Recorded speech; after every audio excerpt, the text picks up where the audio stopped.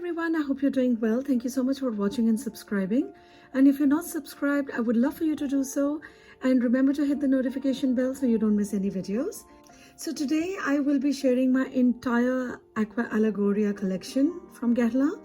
And actually I'm ranking them, and ranking, as you all know, is usually very difficult to do because they are all so dear to me. And I really do enjoy wearing all of them. They all have a time and place and serve their own purpose. So at first I didn't really want to rank them, but then as I was reviewing them, I thought that, okay, maybe I could have like a loose sort of ranking, and so I did. But I do want to tell you that this isn't set in stone, maybe except for the first top two. And that's another reason why I was hesitant to do this ranking, because except for the top two, which I've had for over a decade, the rest are relatively new in my collection, and two of these I got only this year. So basically what I'm saying is that all of this could change, and I'm probably rambling now, so we'll just get right into it. And although I have 10 bottles, but I have only 7 perfumes, I've clubbed the ones that smell similar. And so let's start. I will go from least to the most liked. First up is Passiflora. Now this was launched in 2018 and I have had this since last year, and this was made by Thierry Wasser. The notes of this fragrance are grapefruit, lemon, bergamot, mandarin orange, aldehydes, passion fruit, water notes, orange blossom, green notes, ylang-ylang, and white musk. What I mostly get in this fragrance are the citruses, grapefruit and orange being the most prominent, passion fruit of course, and green notes. And a lot of green notes in grapefruit, so much so that it smells a bit bitter. It also smells very cool, almost like something like menthol, a little bit like toothpaste. It's very minty, very green and bitter, but it doesn't have mint. It does not have petit grain, which sometimes makes it bitter and green. I think the bitterness is from grapefruit and maybe from the green notes. And the passion fruit here is not very sweet. It's more green and bitter on my skin. And while I love that it's not too sweet, I do wish that the passion fruit came through a bit more. I mean, it's not that it's not prominent. It is a very strong, noticeable note here. But the grapefruit and the bitterness sort of envelops it and makes it into a cool, green, kind of bitter passion fruit. It does last very long, about 6 hours. And the only reason why it's at the bottom, it's because of the bitterness and the toothpaste-like smell which I get, which is probably not too bad for a hot summer day. But I mean, I don't want to wear toothpaste, right? But fortunately, it is only for a few minutes, probably about 30-40 minutes. And then, of course, it turns into this nice orangey passion fruit. And if I want a little bit more sweetness, I layer it with Orange Soleil, which is a very sweet fragrance. So pretty much a passion fruit, orange and green notes kind of fragrance. Very long lasting. Next up is Natare di Soleil. I recently reviewed this one, so I won't go into notes and all. Please watch my video. This is relatively new in my collection, also because this was launched only this year. It's a gorgeous, sweet, soft, citrusy floral perfume. It's quite juicy and it's very delicious with a honey note that's very mouth-watering and animalic. The only reason it's on number 6 is that it smells a bit soapy and a little bit like shaving cream for a tiny short bit. But after that, it's a gorgeous, warm, wet skin that's soaking up the sun kind of fragrance. It's quite sunny and warm, smells like sun-drenched, warm skin, and it's really quite gorgeous. And honey is a note that I thought I didn't like, but it's really growing on me now thanks to this fragrance. Sweet, citrusy, warm, really nice fragrance. And although this one is more floral, it has a lot more floral notes, to me it smells a lot more fruity. What I mainly get is bergamot, which is very pronounced, and honey. Next up is Flora Salvagia. Now this one also I reviewed recently, so please watch that video. And this was also launched along with Natare di Soleil this year. And this one is the only floral fragrance I have. Actually, Natare di Soleil is also technically floral, but like I said, I get a lot more fruit in that one. But this one also has melon, but I get a lot more floral notes than melon, and it smells more floral than fruity to me. I have been wearing this quite a bit of late. As you can tell, I've made quite a dent into this one. because it is a very light fragrance, and of course I have to spray quite a bit of it, at least like maybe 10 to 15 sprays each time I wear it. And probably that's the only reason why it's number 5. This one has a lot of violet and iris, and I love both these notes. It's really lovely on a cool summer morning. It's not a warm perfume. It's quite cool, a little bit powdery, a little bit dewy. And if you watch my review, you'll probably understand why it's on the 5th position. And that's only because I don't think it's a very unique fragrance. I do have a couple of fragrances that are quite similar to this one. But given how much I've used this one, this might just move up the ranking. I don't know. But because this is new in my collection, there are others that I've started to reach out for more because we are in summer now. Now on number 4 is Bergamont's Color Priya. I have reviewed this one, so please watch my review. I've had this one since last year and I have really come to enjoy and love this one. Now this one is a really gorgeous, love at first sniff, fresh, citrusy, like a burst of bergamot and petit grain kind of fragrance. And I also get a lot of cardamom and a little bit of ginger. And the cardamom that I get here is the skin and it's not the seeds. So it does smell a little bit fibrous to me. If you've ever eaten cardamom skin and chewed on it for a while until it's all disintegrated and the fibers are separated and the flavor's almost gone, just a hint of flavor is what's left. That's the kind of cardamom I get. It's very delicate, very fibrous, very well blended.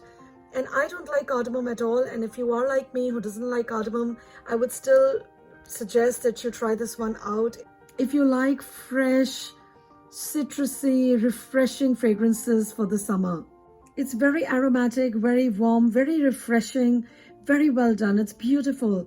The only reason it's at number 4 is that I do find that after some time, maybe after a couple of hours, it does lean a bit masculine. The dry down isn't the best, I find.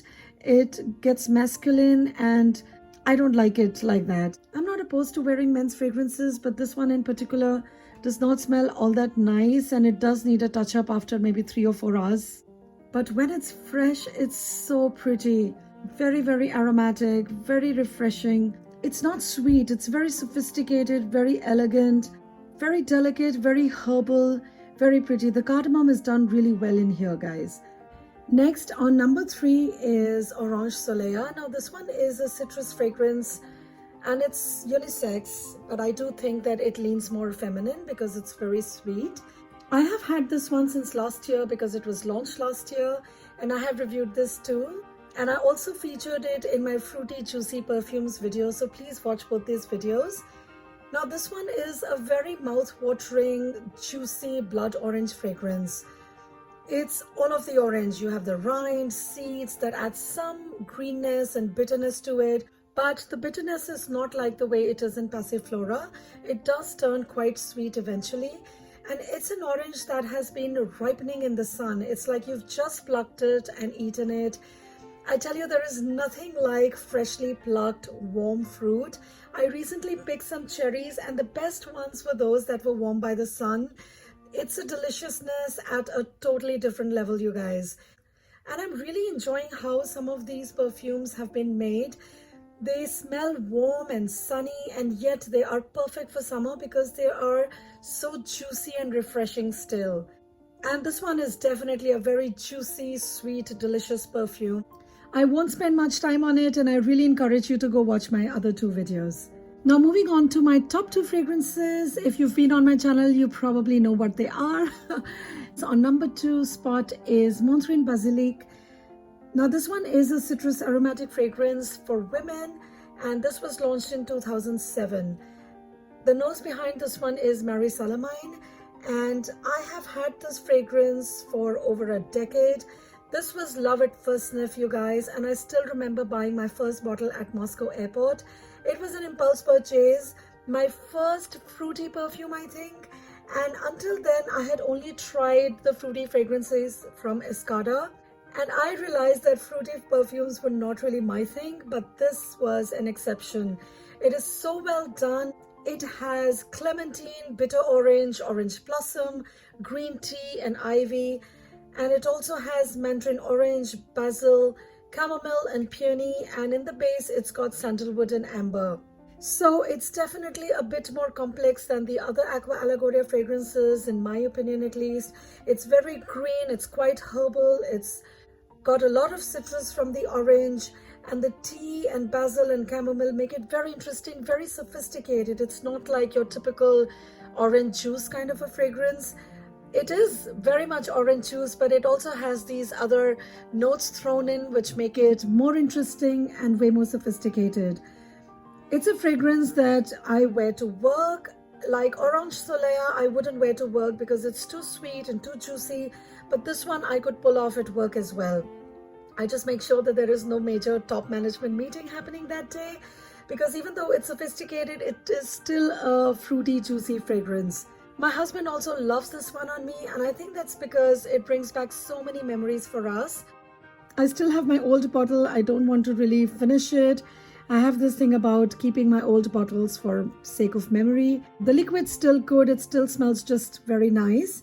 But I do feel that the formulation is not what it used to be, because this new one is not as long lasting. Like earlier, if I sprayed it, it would last me the whole day. But now it's gone after 2 to 3 hours. So it just becomes a skin scent, which is such a bummer, because this is my go-to summer fragrance. I absolutely love wearing this in the summer, especially to summer festivals, because it's so refreshing, energizing, thirst quenching without being too sweet or having too much sugars. And it doesn't smell like detergent at all, which is unfortunately the case with most citrus fragrances. And the reason that it's on the number 2 spot, other than the fact that it doesn't last that long because of new formulation, it's because the usage of this one is very limited to very hot summer days, whereas the one I have on the number 1 spot is more versatile. Let me know in the comments below if you find this to be long lasting or if the formulation has changed. But even with the newer formulation, the fragrance is still as nice as it used to be. It's very gorgeous. It's a very sophisticated herbal citrus orangey fragrance. If you're into citrus fragrances, you should definitely check this one out. So moving on to the top, any guesses? If you have been on my channel and know my collection, you might have guessed this. And yes, it is Rosa Fizz, or you can call it Rosa Rosa, or you could call it Bouquet Numéro 2. This is what it was known the first time I bought it. It came out as Bouquet Numéro 2. And then they reformulated it, and actually it's not even a reformulation. They just renamed it to Rosa Fizz, and now I think it's Rosa Rosa, or maybe they both are still available. But it's basically the same fragrance with a different name and maybe minor differences in the notes. But they all smell very same to me. The notes are quite similar. The first time I think this one came out was in 2010 or 2011. And Rosa Rosa came out in 2018, and this one came out in 2017.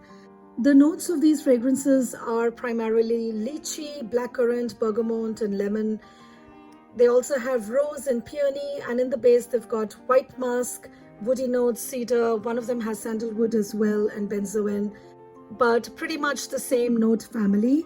Now, this one is a very pretty, easy-wearing, fun, fruity, floral, perfectly blended fragrance in my opinion. The lychee and blackcurrant make it so vibrant and luscious and more rounded, and the peonies and roses add so much more charm and sophistication and playfulness.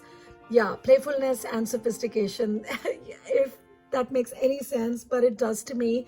And it's also very woody from sandalwood and cedar, and the musk makes it very clean and fresh smelling.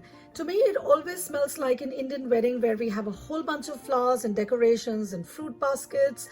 And this was love at first sniff for me. It was an impulse purchase, but since then I have repurchased this, even though one of them was an accidental repurchase. But I'm so happy I have it. I didn't return it, and I will never return it or sell it.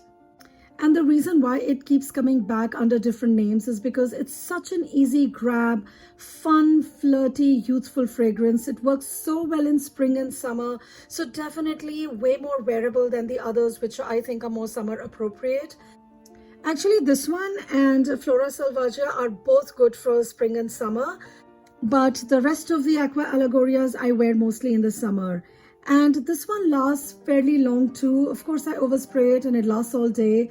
and it stays smelling quite fresh until the end, which is why I absolutely love it.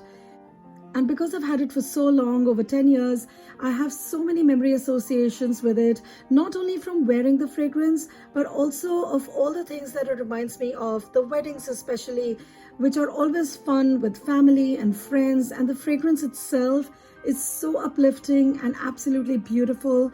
And therefore, it is my number one Aqua Allegoria from Guerlain. So this is my entire Aqua Allegoria collection, you guys. I am currently quite happy with it, and I don't plan to get any others, although I have been eyeing Pera Granita because I have really been enjoying pear in fragrances of late. So let's see if I'm going to add that or not.